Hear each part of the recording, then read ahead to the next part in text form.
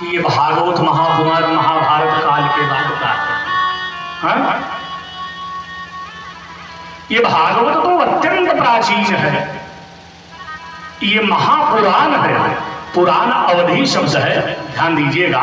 नाकारक जब होगा तो पुराण हो जाएगा। अटकुप्वांगनुम विवाय यह पाणिनि जी का सूत्र है। अट प्रत्याहार जो महाराज पदांत में आते हैं तो उनका रक्त होता है, व्याकरण वाले संस्कृत वाले जाने, तो इसलिए पुराण पुराण दोनों बनेगा।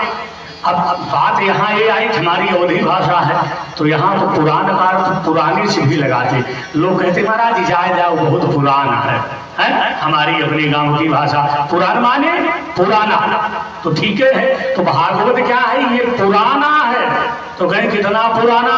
कहें महापुराण है, अत्यंत पुराना है। यानी जब से सृष्टि है तब से भागवत है। पद्मनाभ भगवान ब्रह्मा जी को भागवत सुनाए महाराज, ध्यान देना।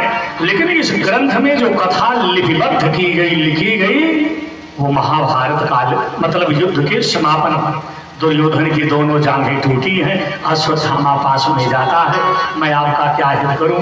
बोले हमारी तरफ के तो लगभग सब मर ही गए, 2-1 लोग बचे हैं, पांडवों में कोई नहीं मरा।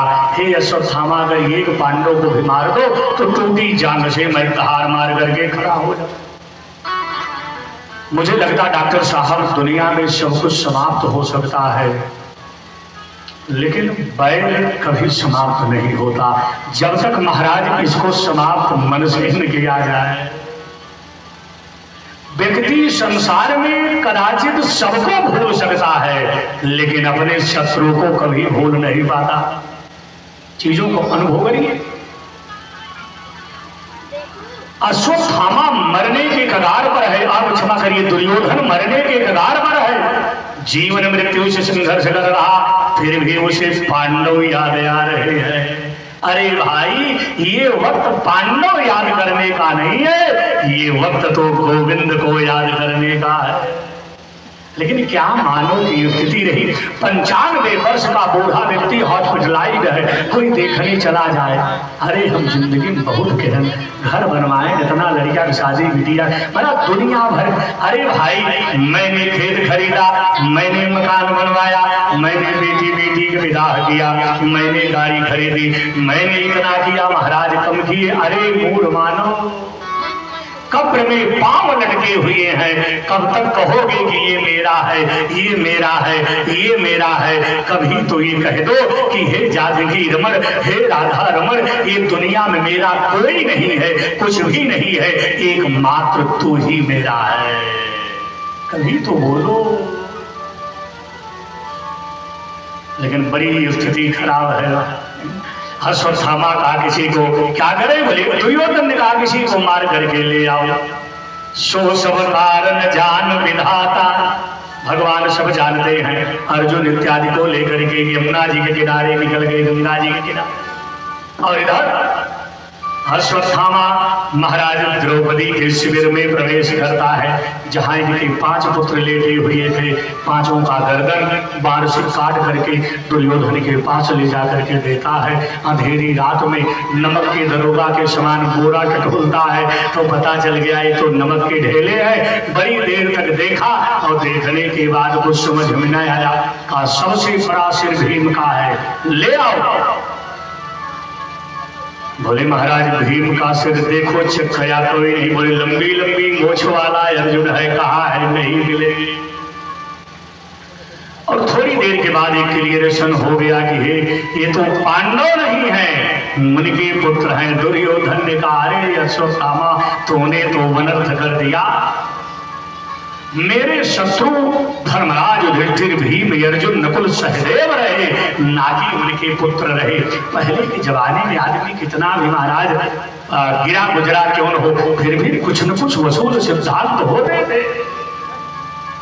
हे अश्वत्थामा, तुमने बहुत गलत किया। हमारे कुल खानदान में तो किसी को पिंडा पानी देने वाला भी नहीं छोड़ा। और तड़प तड़प करके महाराज दुर्योधन उसी रात्रि में प्राण त्याग देता है।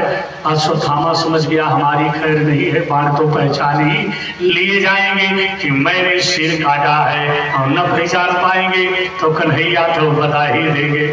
अश्वत्थामा रथ लेकर के भागा। पीछे पीछे अर्जुन महाराज अपनी पत्नी को सांत्वना दे करके, हे द्रौपदी, हे कृष्णा, अगर मैं पुत्र के हत्यारे को तेरे चरणों में ला करके न डाल दूं, मैं खंडेवधारी अर्जुन नहीं। भगवान ने कहा अब हमारी जरूरत किसी को, सही बात है। अगर सब प्रकार से व्यक्ति सुखी हो जाए तो मैं दावे के साथ कहता हूं शायद कोई बिरला मानव होगा जो कभी कभार भगवान को याद करे। अगर आदमी के जीवन में रंज मात्र दुख ना हो तो ठाकुर को तो कभी नहीं याद करेगा। हमारा संसार ही ऐसा। यही भगवान के त्रिगुणात्मक माया सबको मोहित करती है। अपना कुछ भी नहीं है, लेकिन यही माया सबको अपना बना देती है। सब हमारे हैं। आगे आगे महाराज अश्वत्थामा गया, पीछे से अर्जुन। भगवान ने कहा जब हमको कोई पूछ ही नहीं रहा तो हम क्या करें, बेफालतू बुझाएं। भगवान नहीं गए। अश्वत्थामा के ऊपर जब बाणों की वर्षा होने लगी, लगा मैं मर जाऊंगा, ब्रह्मास्त्र संधान कर दिया। अब तो अर्जुन घबराए। तब तो बगैर बिना भगवान कैसे काम चलेगा। तब चिल्लाए महाराज, बोले कृष्ण कृष्ण महाबाहो भगता नाम भयंकर नान्यद तद भयं पश्ये यत्र मृत्यु परशुभरम। हे कृष्ण, महाबाहो माने लंबी लंबी भुजाओं वाले कन्हैया, अब तो आप मेरी रक्षा करो, मेरी रक्षा करो। भगवान को आने जाने में तुरंत आ गए। बोले क्या है? बोले सामने से ब्रह्मास्त्र आ रहा, मैं ब्रह्मास्त्र लौटाना नहीं जानता। भगवान ने कहा अगर ब्रह्मास्त्र लौटाना नहीं जानते तो हे पार्थ मैं भी नहीं जानता।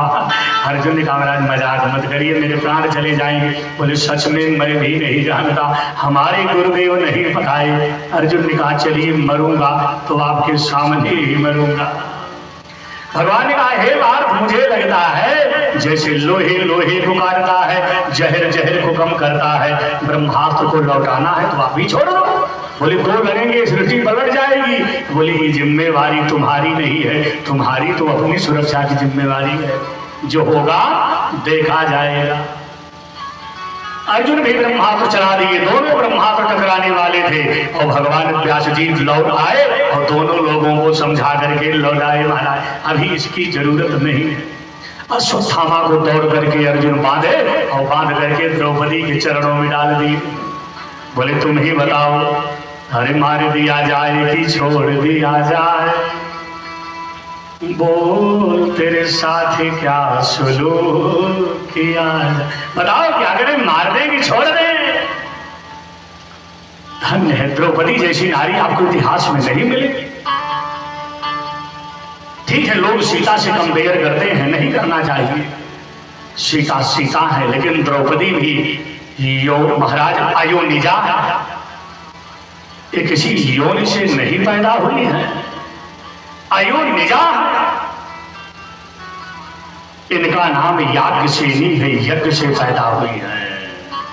सीता जगह पृथ्वी से पैदा हुई तो ये भी यज्ञ से पैदा हुई। राम जी यज्ञ के खीर से आए तो द्रौपदी यज्ञ से पैदा हुई। याज्ञसेनी है, सामान्य नारी नहीं है। अहिल्या द्रौपदी कुंती तारा मंदोदरी तथा ये पंचकन्या है। प्रातः काल जग करके इनका स्मरण करो, सौभाग्य बढ़ेगा। लेकिन लोग कहते कि यह लफड़ा मत है। ये पंचकन्याओं में आती है द्रौपदी, ये महाराज अयोनिजा है, ये सामान्य नारी नहीं है जो स्त्री आप संसार में देखते, इनसे भिन्न है। मैं किसी दिन बताऊंगा इनके बारे में कि पंचकन्याओं की क्या क्या विशेषताएं होती। पुत्र सीता महाराज जो पुत्रों को मारने वाला हत्यारा व्यक्ति वो चरणों में आकर के गिरा है। अगर आज की नारियां होती, मैं दावे के साथ कहता हूं, अपने पति से कहती आप तलवार उठाइए और इसका गर्दन तुरंत काट दीजिए, क्योंकि इसने एक नहीं मेरे 5 पुत्रों को मारा है। लेकिन धन्य रही महारानी द्रौपदी। द्रौपदी तुरंत अपने पतिदेव पार्थ अर्जुन से बोलती है, हे कुंती पुत्र अर्जुन। बोले क्या? बोले मुंचताम ये सह ब्राह्मणो नितराम गुरु। क्या चरित्र रहा द्रौपदी का महाराज। छोड़ दो महाराज, छोड़ दो। अरे ये ब्राह्मण तो ब्राह्मणों जन्मना गया। आजकल लोग उल्टी सीधी व्याख्या करें महाराज। कितने लोग कहे महाराज जन्मना जायते शूद्रः संस्काराद् द्विजोच्यते। भागवत प्रमाण है, ब्राह्मणों जन्मना गेया। जन्म से ही ब्राह्मण जानना चाहिए। संस्कार होंगे, वेद पाठी होगा, वो बात अलग भी है, लेकिन जन्म से ही महाराज ब्राह्मण तो ब्राह्मण है। द्रौपदी ने कहा एक बात बता दूं। अर्जुन ने कहा यही तुम्हारे पुत्रों को मारा। हाँ मैं जानती हूं। तो बोले जब जानती हो तब क्यों कह रही हो कि छोड़ दो इनको। द्रौपदी ने कहा मुंचताम ये सब ब्राह्मणों नितराम। ये ब्राह्मण हमारे गुरुजन है।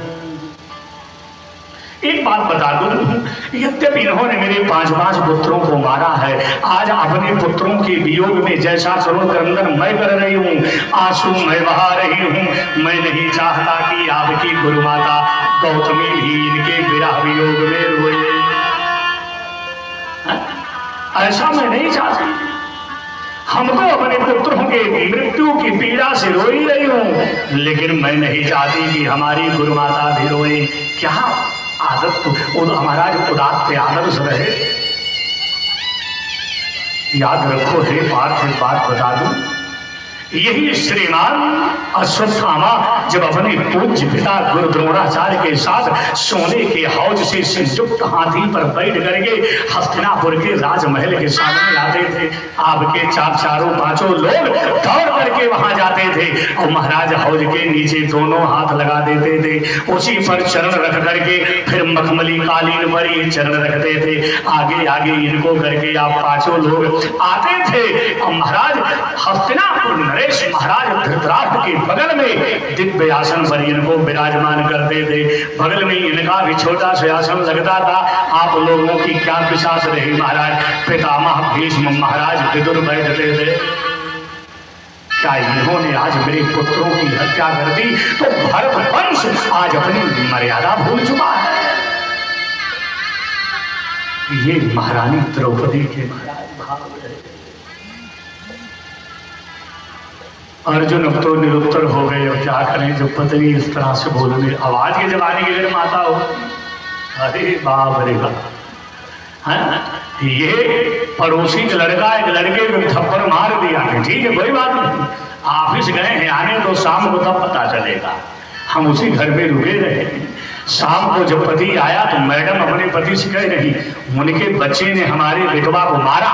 तो कहें अगर वे दूध पिया के पाले हैं तो पानी पिया के ना पाले है। पति ने कहा क्या करूं, बच्चे हैं। बोले कुछ नहीं, या तो मार डालो या मर जाओ। अरे हम कहे धन्य हो देवी, ये बच्चे हैं, कल सब साथ इकट्ठे खेलेंगे। ऐसा नहीं करना चाहिए। ध्यान देना महाराज, मोरल कितना गिर गया है आदमी का। सब चीजें खत्म हो गई। द्रौपदी निवेदन करती मुंजदाम ये सब ब्राह्मण। छोड़ दो ये ब्राह्मण देवता हमारे गुरुजन है। अलग अलग आए, भीम आए। भीम ने कहा ये जिंदा क्यों है, जिनकी जैसी मति है जो गति है वैसे न जवाब देंगे। धर्मराज युधिष्ठिर आए, बोले आप बताओ क्या किया जाए। बोले कृते प्रति कर्तव्यम ये सा धर्म सनातन। जो जैसा करे उसके साथ वैसे आचरण करना चाहिए, यही सनातन धर्म है। लेकिन ये बात हर जगह ठीक नहीं बैठेगी। कुछ लोग कहते जो हमारे साथ जैसा करेगा हम उसके साथ वैसे करेंगे। अरे नहीं भाई, वैसा मत करो, ये क्या जरूरी है। अच्छा मान लीजिए आप साइकिल लेकर के किसी गांव से गुजर रहे हैं और कोई महाराज पागल कुत्ता दौड़ करके आपके पाँव में काट ले, तो जो हमारे साथ जैसा करेगा हम उसके साथ वैसे ही करेंगे। अगर ये रूल यहाँ लगाओ तो कुत्ता आपको काटा तो आप कुत्ता को काटो, तो महाराज बिना मारे आदमी मर जाए, है कि नहीं। अरे भाई कुत्ता हमको काट सकता है लेकिन हम अपने दांतों से कुत्ते को नहीं काट सकते, है कि नहीं है। अब जो जैसा करे वैसे क्या मतलब ना, ध्यान देना। ये बात हनुमान जी के लिए लागू होती है। हनुमान जी ने कहा, सुंदरकांड का श्लोक है, वाल्मीकि रामायण के ये सुंदरकांड का श्लोक है। हनुमान जी ने कहा, अरे जिन्ह मोहि मारा तिन्ह मैं मारे, जिन्ह मोहि मारा तिन्ह मैं मारे, जिन्ह मैं मारा तिन्ह मैं मारे, जिन्ह मोहि मारा तिन्ह मैं मारे, जिन्ह मोहि मारा तिन्ह मैं मारे, जिन्ह मोहि मारा तिन्ह मैं मारे, कहीं पर बांधे कन्हैया तुम्हारे, कहीं पर बांधे कन्हैया तुम्हारे, मोहिन कछु बांधे कर लाजा, मोहिन कछु बांधे कही लाजा, दीन जहूं निज प्रभु कर आजा, दीन जहूं निज प्रभु कर आजा, जिन्ह मोहि मारा तिन्ह मैं मार, जिन्होंने मुझे मारा उनको मैंने मारा, क्योंकि सबके देहा परम प्रिय स्वामी हमार ही मोहि कुमार गामी।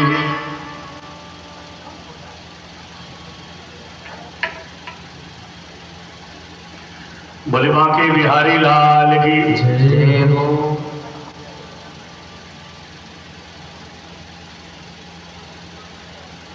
हरि गोविंद मेरो है, गोपाल मेरो है, गोविंद मेरो है, गोपाल मेरो है, गोविंद मेरो है, गोपाल मेरो है, गोविंद मेरो है, गोपाल मेरो है, श्री बांके बिहारी नंदलाल मेरो है, श्री बांके बिहारी नंदलाल मेरो है, गोविंद मेरो है, गोपाल मेरो है, गोविंद मेरो है, गोपाल मेरो है, श्री जसुदा तुलारा नंदलाल मेरो है, श्री जसुदा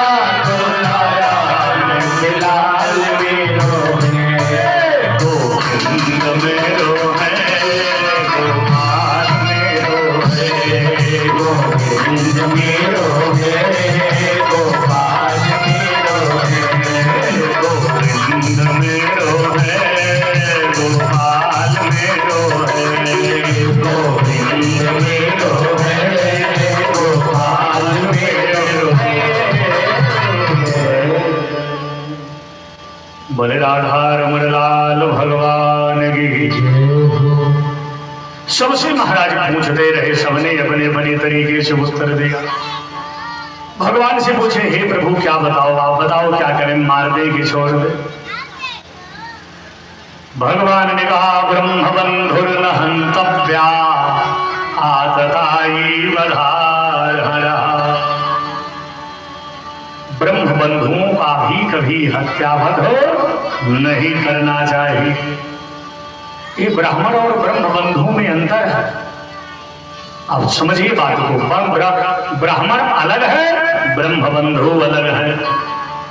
ब्रह्म बंधु कितने मतलब है कि केवल ब्राह्मण के यहाँ पैदा हो गए, कहने को ब्राह्मण है, बाकी ब्राह्मणोचित कोई कर्म नहीं है, इनको ब्रह्मबंधु कहा जाता है।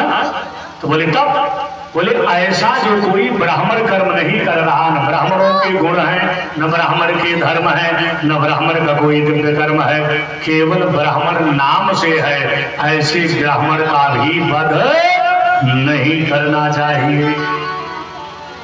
लेकिन हे पार्थ, आतताई बधार रहा, अगर आतताई हो तो मार देना चाहिए। अब ये दो बातें हैं, अगर आतताई है तो मार देना चाहिए। अर्जुन ने कहा प्रभु ये ब्राह्मण भी है, आतताई है, मार दे। भगवान ने कहा मार पाओगे? अर्जुन ने कहा बिल्कुल अभी मार दूंगा, तुरंत गर्दन काट दूंगा। आप कहे तो अरे भगवान ने कहा होश में हो कि बेहोश में हो? बोले काहे? बोले अश्वत्थामा को आप मार सकते हो। अर्जुन ने कहा क्यों नहीं मार सकता? बोले काहे नहीं मार सकते? मार के दिखाओ, मार पाओगे? बोले प्रभु आप काहे बार बार ऐसा कह रहे हैं, क्या मैं अश्वत्थामा को अब मारने भर को भी नहीं रहा? भगवान ने कहा ये मरेगा ही नहीं, अजर अमर है। अश्वत्थामा अजर अमर है, 7 लोग अमर हैं। अश्वत्थामा बलिर्व्यासो हनुमानस्य विभीषणः कृपा परशुराम शासस्तैते चिरजीविनः सप्तैतान स्मृतो नित्यं मार्कण्डेय यथाक्रमम् जीवेत वर्षशतं साग्रम् अपमृत्यो विवर्जितः। प्रातः काल जब जगो तो इन 7 लोगों 8 लोगों का नाम लेने से आयुष्यम वर्धते सदा, उम्र बढ़ती है, आयु बढ़ती है। सुबह सुबह जगो, अश्वत्थामा का नाम ले लो, महाराज बलि का नाम ले लो, भगवान व्यास का नाम ले लो,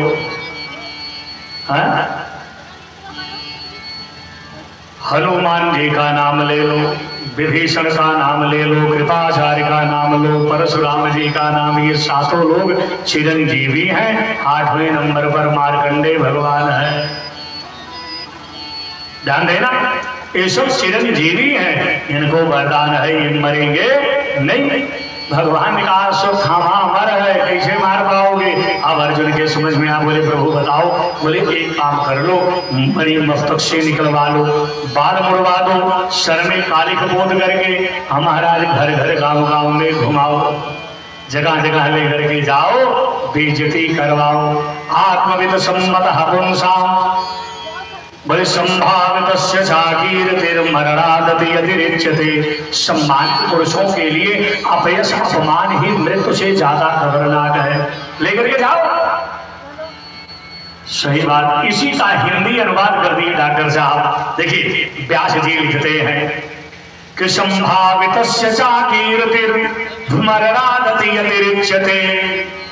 सम्मानित पुरुषों के लिए अपयश मृत्यु से बढ़कर है। ये गीता में भगवान ने कहा। तुलसी बिल्कुल डिक्टो अनुवाद कर दिए। हरि संभावित अपयश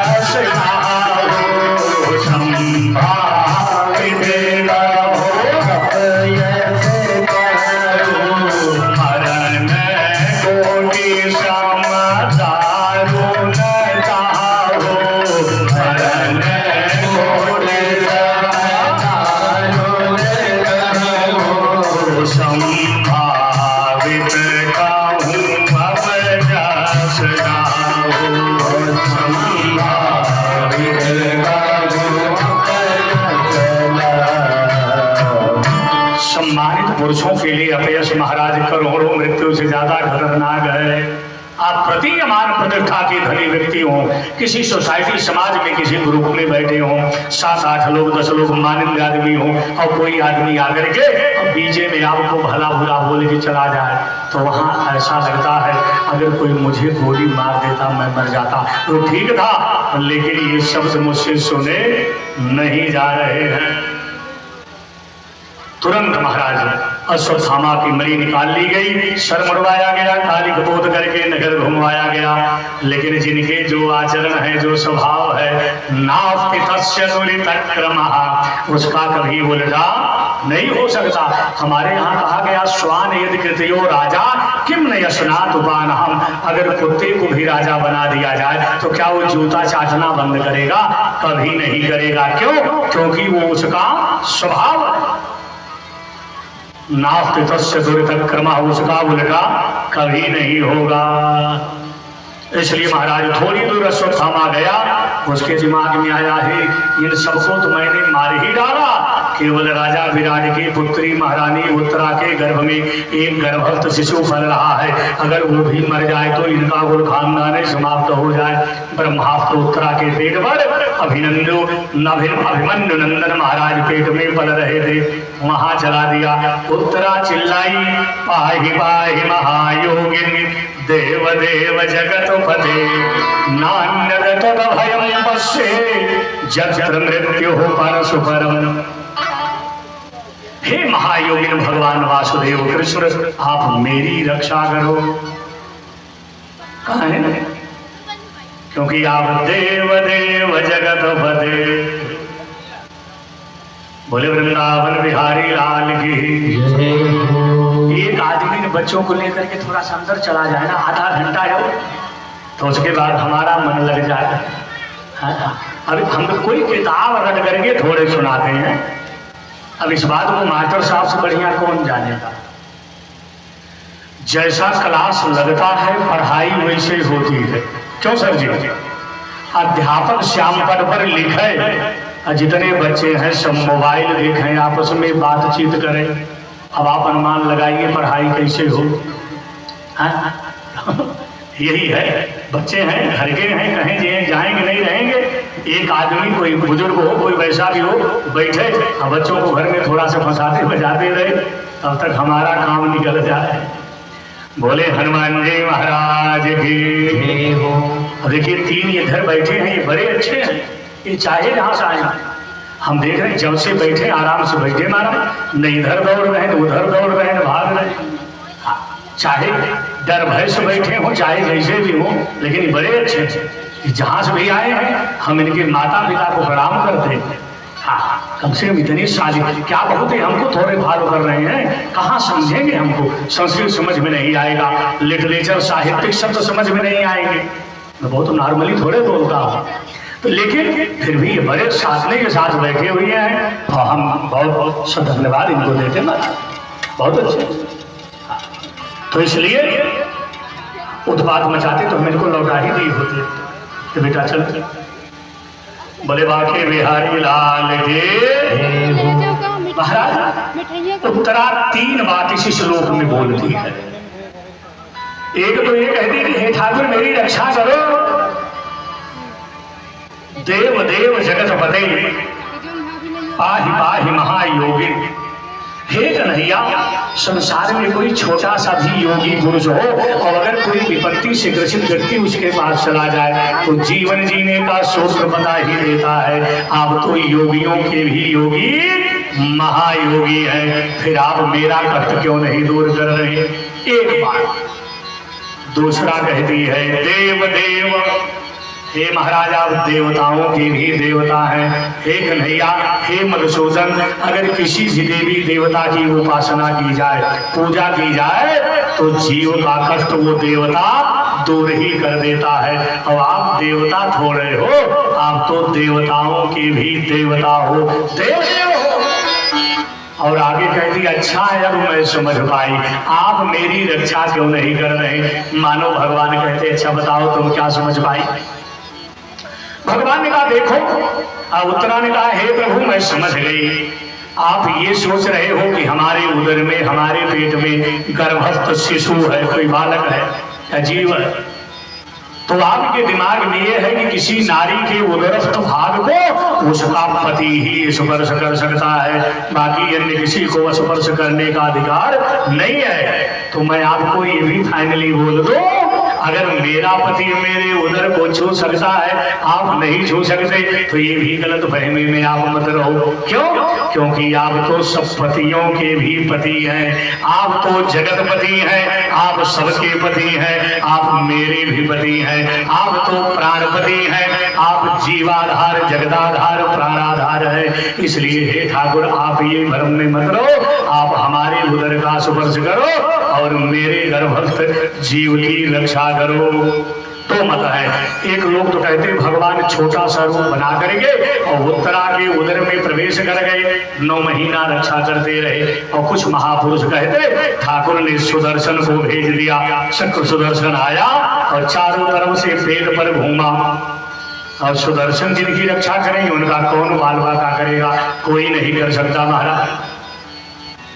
मान लीजिए 9 महीना बच्चे की रक्षा करते रहे, उपयुक्त समय आया, रानी उत्तरा के गर्भ से अभिमन्यु नंदन महाराज परीक्षित पैदा हुए। बड़े परीक्षित महाराज की पारम ईक्षितम परीक्षितम, पारम ईक्षितम परीक्षितम।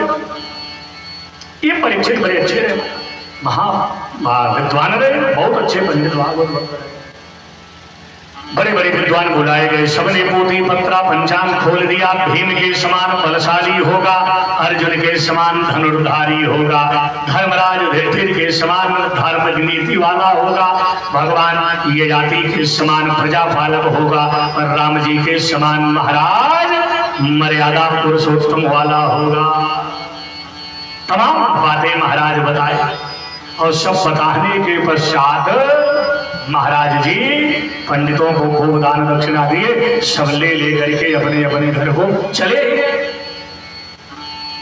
चलिए बड़ा आनंद रहा। धीरे धीरे एक दिन धर्मराज युधिष्ठिर अपने मंत्री के साथ नगर भ्रमण कर रहे थे। एक कुम्हार के घर गए और उसके घर ताला लगा हुआ था। महाराज युधिष्ठिर ने मंत्री से पूछा, भैया एक बात बताओ। बोले क्या? बोली घर में बाहर ताला क्यों लगाया है? मुझे लगता द्वापर में ताला किसी के यहाँ लगता होता नहीं रहा, लगभग लोग ईमानदार होते थे।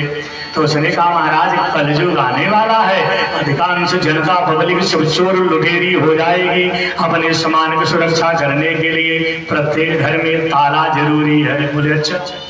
आगे थोड़ा और बढ़े, एक दर्जी के घर गए, अंदर महाराज झगड़ा हो रहा था। बोले क्या है? बोले पति पत्नी लड़ाई झगड़ा कर रहे हैं। धर्मराज युधिष्ठिर ने कहा काहे कर रहे हैं? बोले महाराज कलयुग आ रहा, और इस कलयुग में क्या होगा? बोले आप नहीं जानते? बोले ना, मैं तो नहीं जानता। बोले जब कलयुग आएगा महाराज तो पति पत्नी आपस में दाम्पत्यो कलहो वस्ति ही, कलिकाल की विशेषता है, पति पत्नी में कलह होगा, झगड़ा होगी।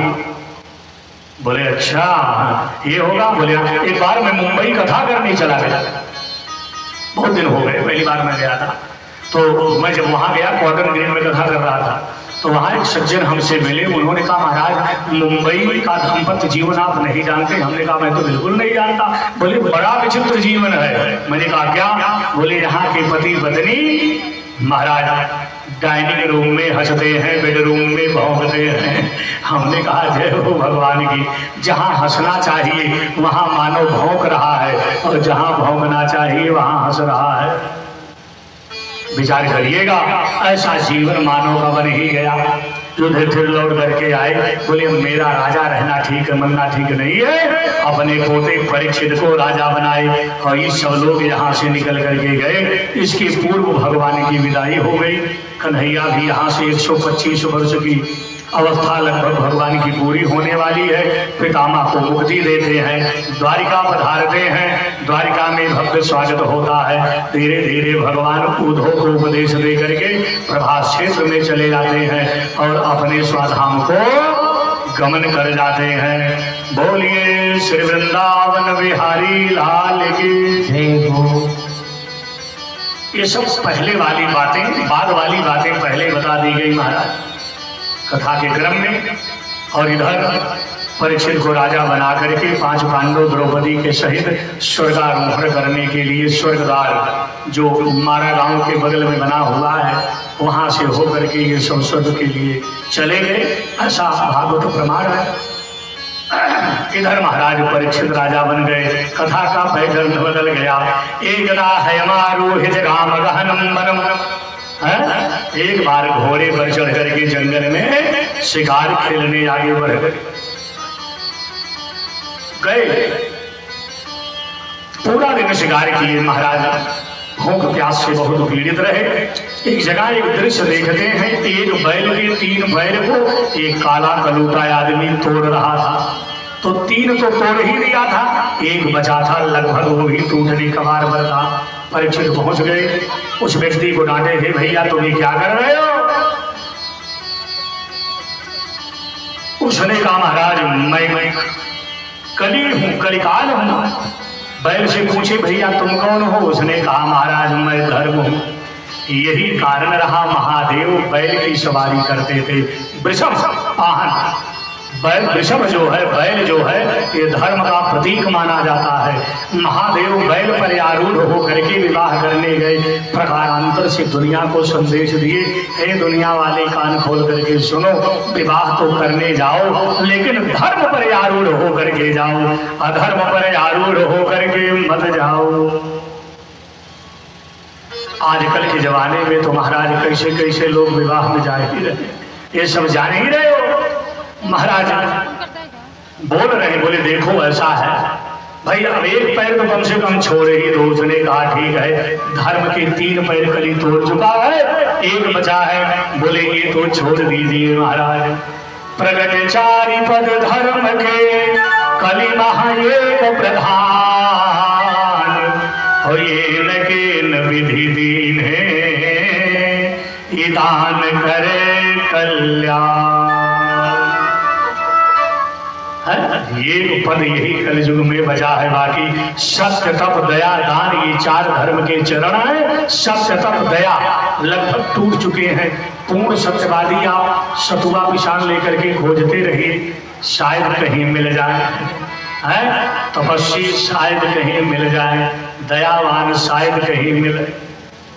बाकी दान ही एक धर्म का चरण बचा हुआ है जिनके माध्यम से हमारा कल्याण होगा। तो उसने कहा महाराज हमको रहने की जगह बता दीजिए। 4 जगह बताए। द्योतम पानमय स्त्रिया सुनु ही यत्रा धर्मश्चतुर्विधा। द्योत माने जुआ, दूतालय, पानालय, माने मदिरालय, हिंसालय, वेश्यालय, ये 4 आलय हैं। अच्छे व्यक्तियों को इन 4 को दूर से प्रणाम करना चाहिए। अगर अपना और अपने परिवार का भला चाहते हो तो इन 4 को दूर से प्रणाम करो। चूंकि यहाँ कलिकाल कलयुग महाराज पालथी मार करके बैठा हुआ है। उसने कहा ये तो बड़ी गंदी जगह है भाई, कोई बढ़िया जगह दे दो महाराज जी। बोले ठीक है, जा पारिजातम निवाजात प्रभु, सोने में भी स्थान दे दिए। और जैसे ही सोने में दिए तैसे ही इनकी खोपड़ी में जाकर के बैठ गया, क्योंकि मुकुट सोने का लगाए थे। अच्छा, माताओं को सोना बड़ा प्रिय है महाराज, हाँ है कि नहीं? तो पूछा गया महाराज सोना तो भाई बहुत लोगों को प्रिय, तो क्या सब में कली रहेगा? देखिए जो भी आभूषण बनवाओ, जो भी वस्त्र खरीदो ले आओ, पहले आप मत पहनो, ठाकुर जी को पहले पहनाओ महाराज। बढ़िया साड़ी खरीद के बाजार से लाओ श्रीमती जी के लिए, तो पहले ठाकुर जी को साड़ी पहना। आप कहेंगे भगवान साड़ी थोड़े पहनते, काहे नहीं पहनी भाई? हमारे भगवान तो महाराज नारी भी हैं, हमारी माता भी हैं, है कि नहीं है? हरे तुमेव माता च पिता तुमेव, तुमेव बंधो च सखा तुमेव। आप ही माता हो, आप ही पिता हो, आप ही बंधु हो, आप ही हमारे मित्र सखा सुहृद हो हमारा। तो भगवान ही तो सब कुछ है। कोई नया वस्त्र ले आओ, पहले भगवान को चढ़ाओ। कोई बढ़िया भोजन बनाओ, चाहे जो भी पाने के लिए बनाओ, ठाकुर को भोग लगाओ, यही नियम है। आभूषण बनवाओ, 1 नहीं 10 लाख का गहना बनवाओ, ठाकुर जी को शाम को पहना दो, चढ़ा दो, और सुबह उठा करके धारण कर लो, प्रसाद मान करके। कली प्रभाव नहीं देगा। नंबर 2 की कमाई से जो वस्त्र आभूषण आएगा उसमें तो महाराज अब उसका प्रभाव रहेगा ही रहेगा। आप काउंटर क्वेश्चन करेंगे, महाराज परीक्षित ने जो मुकुट लगाया था क्या ये भी नंबर 2 वाला था? हाँ, ये हस्तिनापुर का मुकुट नहीं है। महाराज भीम ने जब जरासंध का वध किया था तो इसी मुकुट को लेकर के हस्तिनापुर आए थे। हे कन्हैया बहुत चमचमा रहा, भगवान ने कहा नहीं ले चलो, सो सब कारण जान विधाता। भगवान सब जाने बोले ले चलो ले चलो, लेकर के आए, काठ के संदूक में पैक कर दिए थे। और जब परीक्षित राजा बने तो पूरा जब हरवा हथियार अपने हाथ में हुआ, पूरा बागडोर मिल गई महाराज, तो बड़े भाव के साथ ताला खोले और चमचमाता मुकुट पत्नी ने देखा, स्वामी अगर आप धारण करोगे तो बड़ा अच्छा लगेगा महाराज। पहले के जमाने में पति पत्नी एक दूसरे के लिए श्रृंगार करते थे, आज भगवान है मालिक है। बोलिए वृंदावन बिहारी लाल की। हाँ, विवाह में यही सिखाया जाता है, सप्तपदी पंचवदी में यही बोला जाता है, पत्नी अपने पति के लिए श्रृंगार करती है। लेकिन आज तो मामला दूसरा है, पत्नियां तब श्रृंगार करती जब पार्टी में जाना हो, उत्सव में जाना हो, मैरिज पार्टी में महाराज, बर्थडे पार्टी में जाना हो, तब बढ़िया ब्यूटी पार्लर से निकल करके, पति चाहे हो चाहे ना हो, समय बदल गया। महारानी ने कहा परीक्षित को उनकी धर्म पत्नी ने, स्वामी जब आप धारण करोगे तो महाराज बड़ा सुंदर लगेगा। परीक्षित ने लगा लिया, भाई उसी में कलयुग बैठ गया, बुद्धि भ्रष्ट हो गई, सब काम बिगड़ गया। ये नियम है जो मैंने कहा है आपको कि वस्त्र आभूषण भोजन जो भी हम आदि वैष्णवता यही है। वैष्णव धर्म जो है, जैसे हम लोग वैष्णव हैं, हम बिना तुलसी दल डाले भोजन नहीं करते। और व्यासपीठ से मैं बोल रहा, लहसुन प्याज की तो बातें छोड़ दीजिए, कई वर्ष हो गए महाराज दीक्षा वगैरह लिए। वैष्णव का मतलब है जो भगवान को खिलाएंगे वही खाएंगे। अभी नहीं कि घर में ठाकुर जी को रखे हो, मिश्री का भोग लगा दो और स्वयं मटर पनीर काटो महाराज है, तो भगवान को कहते यार आज भी गजब है विचित्र है, हमको मिश्री का भोग लगा दिया है और अपना बढ़िया बढ़िया आइटम खाएं, ये सब काम गड़बड़ है। जो भगवान को पवाओ वही पाओ, ये वैष्णवता है। अभी तो कुछ वैष्णव नजर भी आ जा रहे हैं, लेकिन व्यास जी ने लिखा नहीं वैष्णवता पुत्र संप्रदाय पुरस्सरः। जैसे जैसे कली बढ़ेगा संप्रदाय पुरस्सर वैष्णव आपको नजरें नहीं आएंगे। डॉक्टर साहब बैठे हैं, प्रमाण के साथ मैं बोलूं, अभी आज अगर आप सांप्रदायिक बोल दो, अरे बाप रे बाप मुकदमा हो जाए। लोग कहते ये तो सांप्रदायिक भाषण देते, अरे भाई व्यक्ति को सांप्रदायिक ही बोलना चाहिए। अब आजकल सांप्रदायिक शब्द का अर्थ लोग भड़काऊ भाषण से ले लिए। सांप्रदायिक मतलब भड़काऊ भाषण से नहीं है। सांप्रदायिक मतलब क्या है? पहले संप्रदाय है, फिर उससे निकला हुआ शब्द सांप्रदायिक है। सम्यक ज्ञानम प्रददात इति संप्रदाय, जो जीव को ठीक ठाक सम्यक ज्ञान प्रदान करता है, जो परंपरा हमें ज्ञानवर ज्ञानी बनाती, विद्वान बना, वही हमारा संप्रदाय है। और ये नियम है, जो अपनी परंपरा है, जो अपना संप्रदाय है, जो संप्रदाय पुरस्सर है, जो गुरु परंपरा है, वही बात बोलनी चाहिए। जो हमारे गुरुदेव नहीं बोलते, जो हमारे संप्रदाय में नहीं है, वो चीजें हम क्यों बोलते? इसलिए सांप्रदायिक मतलब संप्रदायगत बात बोलनी, भड़काऊ भाषण नहीं है। शब्दों के मार्ग को समझिए, शब्दों को जो समझता महाराज वही बुद्धिमान है। इसलिए मैं आपसे निवेदन करूंगा, तो कुछ वैष्णव नजर आते, बोले नहीं वैष्णवता पुत्र संप्रदाय पुरस्सरः। आगे तो महाराज वैष्णव बिल्कुल कम दिखेंगे। तो वैष्णव का मतलब यही जो वस्त्र या आभूषण हम लोग माला भी अगर खरीद के लाते तो शाम को ठाकुर को माला पहनाएंगे और सुबह अपने आप धारण कर लेंगे। लोग बताते ना रुद्राक्ष माला लाए हो महादेव को चढ़ा दो तब माला ग्रहण करो। यही नियम है, यही धर्म है, यही परंपरा है, जबरदस्ती नहीं बोल रहे। हरे तुम्हें निवेदित अभोजन करही, तुम्हें निवेदित भोजन करही, तुम्हें निवेदित भोजन करही, तुम्हें निवेदित भोजन करही, प्रभु प्रसाद पट भूषण धरही, प्रभु प्रसाद पट भूषण धरही, प्रभु प्रसाद पट भूषण धरही, प्रभु प्रसाद पट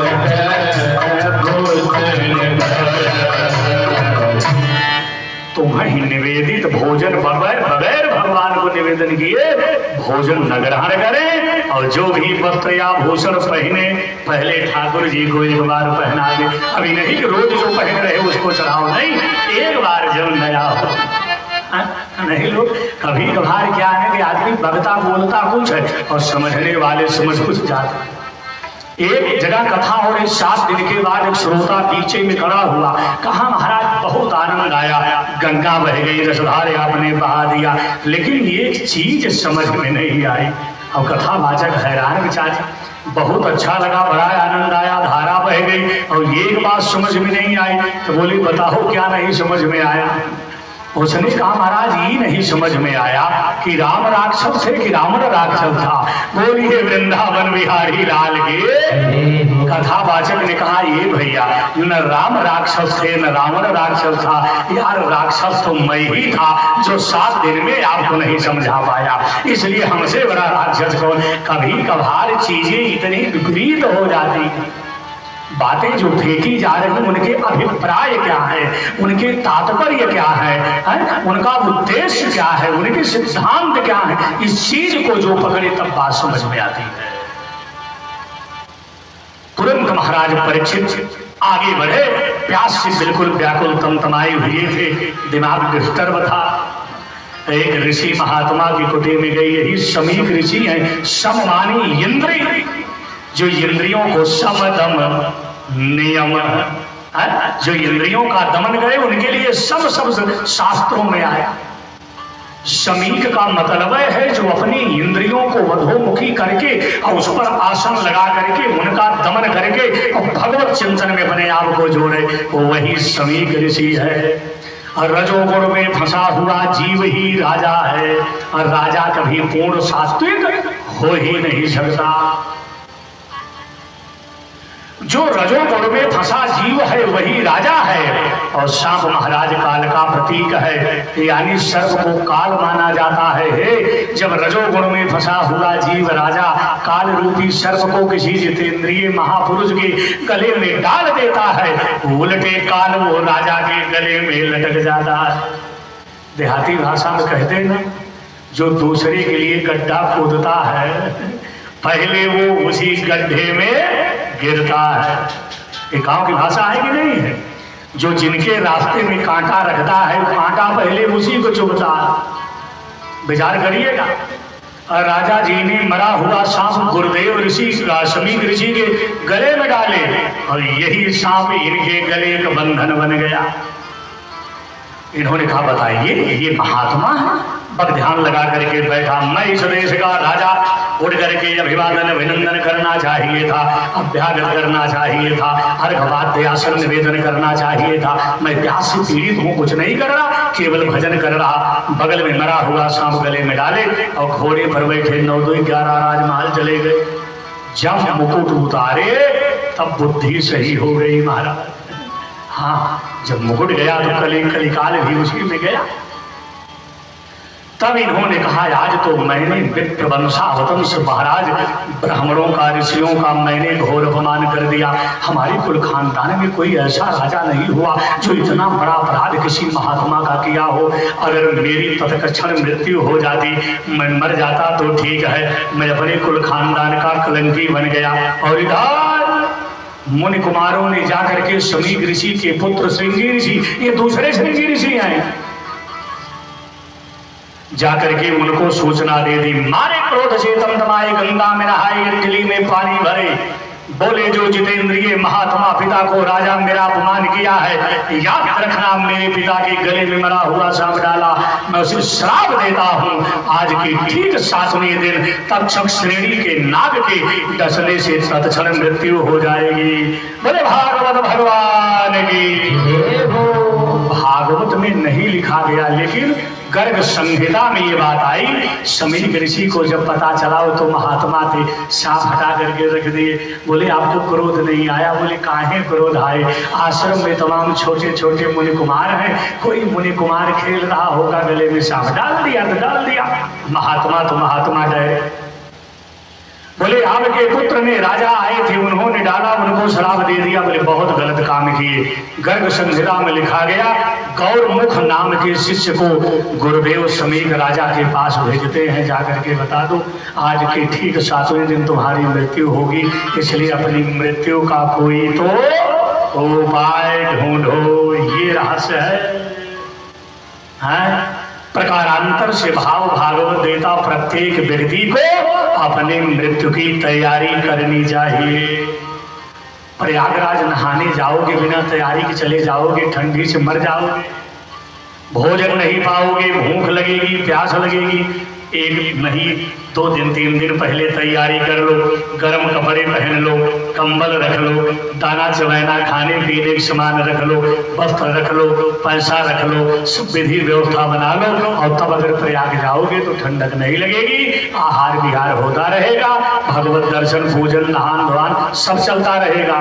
इसका मतलब यही है जो अपनी मृत्यु की तैयारी कर रहे हैं वे आराम से निकल जाते हैं, उनको कोई पीड़ा नहीं होती। और जाना तो सबको है, जो बिना तैयारी के जाएंगे भगवान ही मालिक है।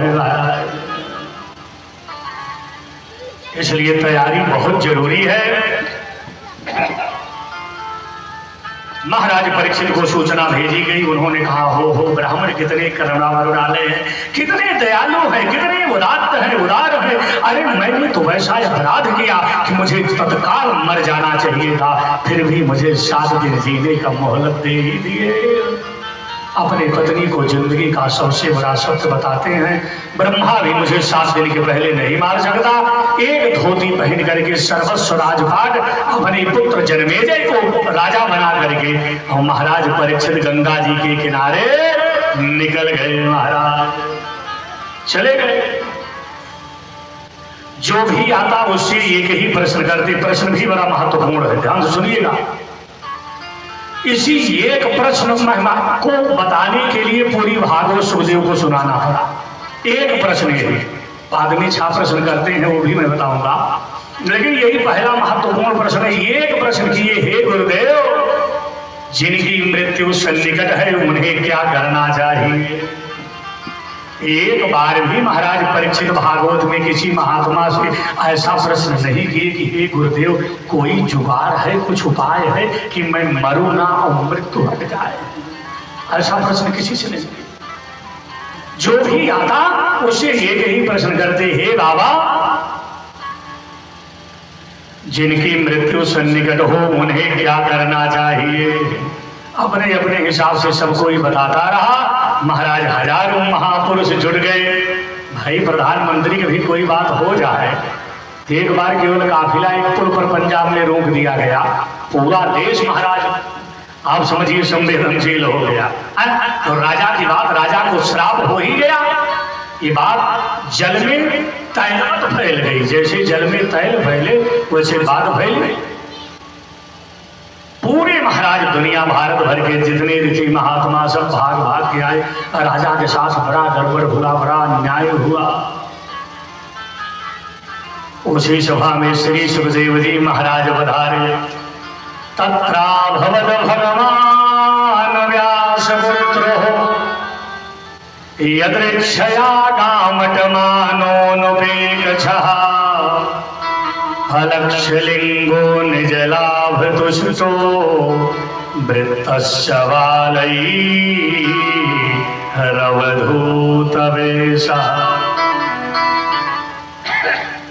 अवधूत वेश में महाराज श्री सुखदेव जी विराजे पधारे।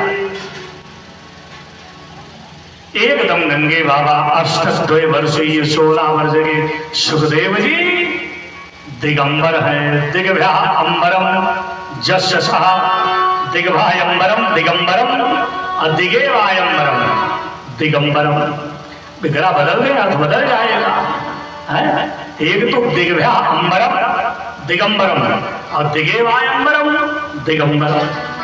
और दिशाएं ही जिनके वस्त्र हों ऐसे सुखदेव विराजे। नंगे बाबा आए। सब महात्मा उठ करके प्रणाम की। सुखदेव जी को प्रणाम करके परीक्षित ने प्रश्न किया, गुरुदेव जिनकी मृत्यु सन्निकट है उन्हें क्या करना चाहिए? बोले कब मरना है? और 2-4 मिनट बाकी है कि नहीं है? बोले 7 दिन बाका है। चुप रहो बैठो। हम तो सोचे 2-4 मिनट है। अरे जब 7 दिन का समय तो बहुत समय है, तो लॉन्ग टाइम है, बहुत लंबा पीरियड है। बोले मतलब? बोले हमारे जैसे महापुरुष अगर आ जाए और किसी के प्राण भी निकल रहे हो तो चुटकी बजा करके मुक्ति दे दो महाराज। हे राजन, छोड़ दासी को, पकड़ स्वामिनी को। महात्माओं की दृष्टि में मुक्ति दासी है, भक्ति स्वामिनी है। साधु मुक्ति के पीछे नहीं भागते, वे तो महाराज स्वामिनी यानी भक्ति को पकड़ करके रहते। भक्ति करे युद्धता, भक्ति जिनके हाथ में है मुक्ति बार बार दरवाजे पर आएगी। और अगर भक्ति नहीं है तो मुक्ति कभी आने वाली। भगवत कृपा हो जाए तो भले हो जाए महाराज। मुक्ति करे युद्धता। बोले हे राजन, हम तो अगर आ जाते तक्षक रस लिया होता, जहर तुम्हारे शरीर में फैल गया होता, आंखें तुम्हारी ठहर गई होती, जिह्वा पलट गई होती, पूरा बदन नीला पड़ गया होता, मुंह से झाग निकल गया होता, परिवार के लोग अंत्येष्टि की तैयारी करते होते, और तब भी ये बाबा आ जाता तो चुटकी बजा करके तुमको मुक्ति दे देता। अभी तो 7 दिन का समय है, भक्ति को पकड़, मुक्ति को छोड़। तू भी बैठ, मैं भी बैठता हूँ। अब चर्चा भगवत चर्चा होगी, भागवत चर्चा होगी, और फिर देखा जाएगा जो होगा। मुक्त तो तुम्हें होने होना है। ऐसा विश्वासी महात्मा जब मिले तब काम बने महाराज। बोले अभी तो बहुत लंबा वक्त है। हरि जासु नाम सुमिरत एक बारा, जासु नाम सुमिरत एक बारा, जासु नाम सुमिरत एक बारा, जासु नाम सुमिरत एक बारा, उतरहि नर भव सिंधु अपारा, उतरहि नर भव सिंधु अपारा। एक बार जिस हरि का नाम स्मरण कर लेने से महाराज पतिता है स्खलितो भगनः संतप्त तप्तयाहता वैकुंठ नाम ग्रहणम अशेषाय गहरम विदो। गिरते उठते बैठते बुखार से पीड़ित, आग में जलते, पतन होते, स्खलित होते, जब भी कोई हरि स्मरण करे महाराज वो भी पाप से मुक्त हो जाता है। अभी तो 7 दिन है। सुखदेव बैठ जाते, राजा परीक्षित बैठते हैं, 6 प्रश्न पूछते हैं। परीक्षित कौन सा प्रश्न आज बता दे। चुप सुन लिया पहले। पहला प्रश्न पूछते मानव के लिए परम धर्म क्या है। दूसरा प्रश्न पूछते यदि वेदांत की भाषा में परमात्मा अजन्मा है तो जन्म कैसा होता है। तीसरा प्रश्न पूछते हैं कौन देवता सबसे बड़े हैं। चौथा प्रश्न पूछते भगवान के कुल कितने अवतार होते हैं। पांचवा प्रश्न पूछते वक्ता कौन श्रेष्ठ है। और छठा प्रश्न पूछते हैं कि 125 वर्ष की अवस्था के बाद जब भगवान अपने धाम को चले गए तो धर्महतम शरणं गतः, धर्म किसकी शरण में गया।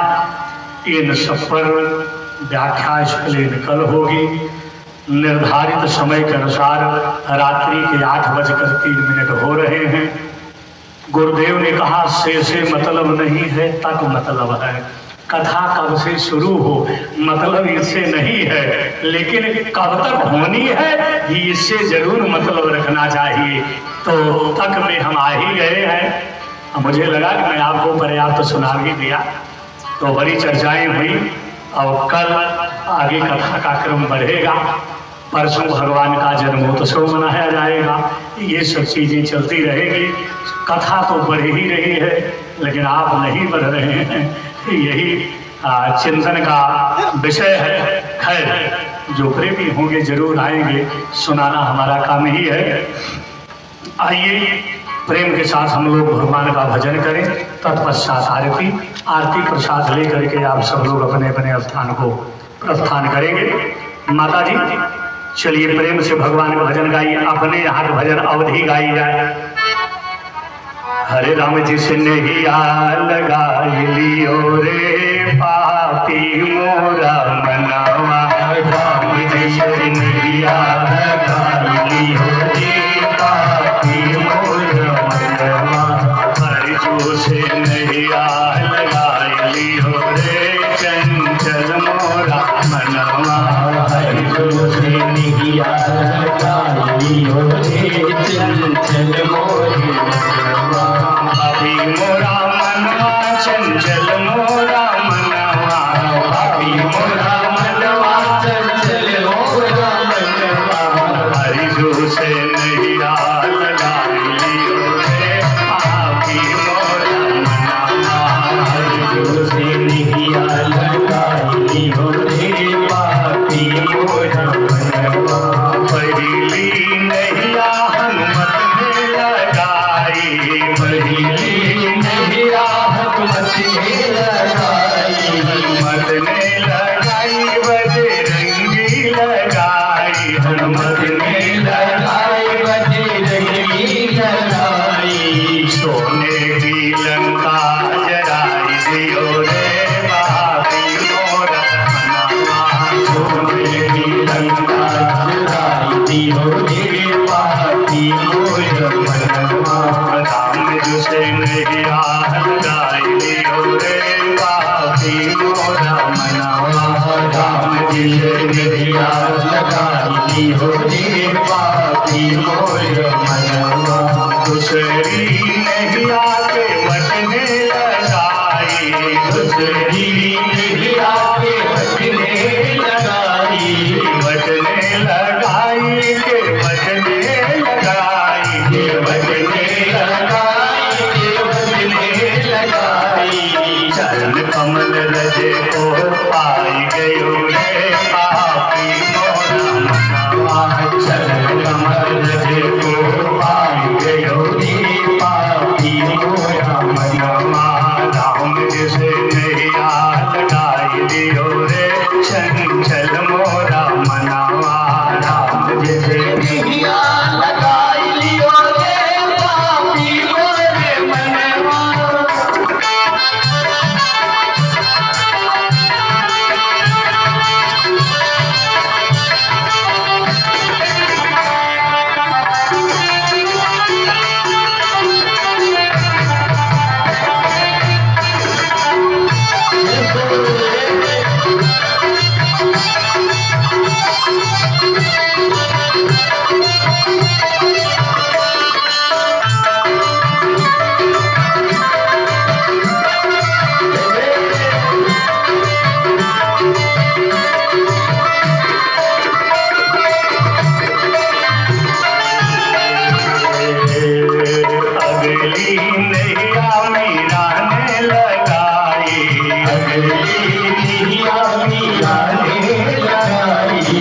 बिसरी नहीं